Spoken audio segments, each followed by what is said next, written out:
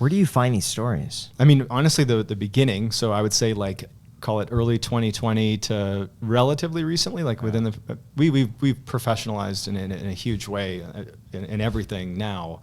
But for the first like year and a half, 2 years, I literally was just on Google, trying to find interesting things to look for. One of the traps that people fall into that cover content like that I do is that there's loads of stuff that's like on Reddit, but it's personal people's stories, and technically it's like a copyrighted thing because well, it's unverified one, but you can get in trouble for using somebody else's story without permission.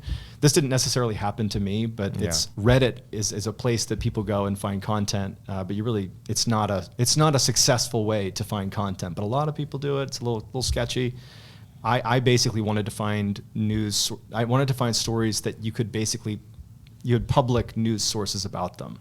And that it's a chore doing that. Like the easy way is you just go to Reddit and you grab some crazy story somebody told.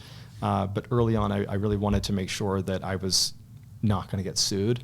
And so it just became looking for really obscure news stories. I'm wondering, how do you approach something so delicately, especially if it's something that occurred recently, when maybe the victims' families are still alive or the victim is still alive, but just out of commission or not doing well. Like, how do you approach that in a way that doesn't come off as like, offensive or something like that? I think that there's probably an element of just literally the way I carry myself and my demeanor and the way I speak is, I guess it comes off as not disrespectful to most people listening. And I don't think it's something I'm necessarily attempting to do or like, put it this way, I'm not telling the story, I'm not putting on an act. I'm telling it the way that I would tell it, which is like, with respect. It's just, that's the way I would do it. And I think that it comes off very authentically, just based on feedback I've gotten, that it does seem like I'm being very respectful of the fact that these are real people involved. So I think it's, I guess, innate. That's just the way that I tell the story. People think that it's respectful. I do when we're writing these stories, we don't want to write a story where my opinion is coming out. Even if it's something that universally we could agree is a bad thing, like serial killers are bad and they're bad people and they've done bad things. But I don't want to tell a story where the focus is how bad they are from my perspective. I want to tell you what happened with that person and you can form whatever opinion you want.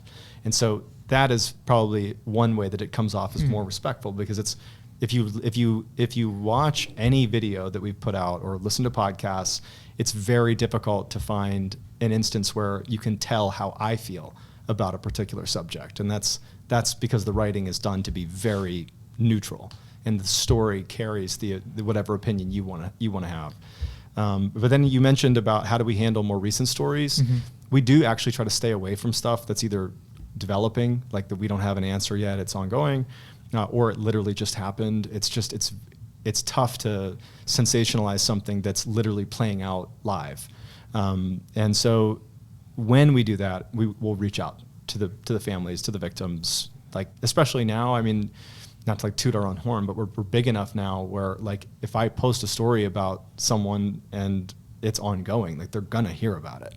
And so it's pretty routine to post a story and then get feedback from family members and people involved. And publicity on such events could also be beneficial to solving them as Definitely. well. I feel like that could help getting all of these eyes on it. Yeah, I mean, we not to some extent, we've not done this a lot, but there's been some instances where we've covered a story and intentionally drove viewers to like a GoFundMe page. I've noticed that. Yeah, we did one for this guy who was a skydive instructor. Oh my gosh, that was a sad story, man. He flipped himself around and he took the fall and saved the student who was strapped to his stomach. Wow. They teach instructors this move that you do if you cannot get your chute to open and you're doing a tandem jump, where you basically flip yourself over and you take the fall to try to save your student. And he did that. And he totally saved his student, but he's paralyzed, neck down. So he got loads of publicity at the time. It's this heroic story. But this guy has massive medical problems for the rest of his life, and he's not that old. And so we told the story, but we preemptively got in touch with him, and we said we want to cover it, and we're going to push people to your GoFundMe page. And I forget what it's at now, but he's probably... We raised like 400 plus. Yeah, like 400. Unbelievable. That's incredible. That's the one Andrew cried during. Really? The one I was telling you to listen to, yeah. I got to listen to it. It's a good one.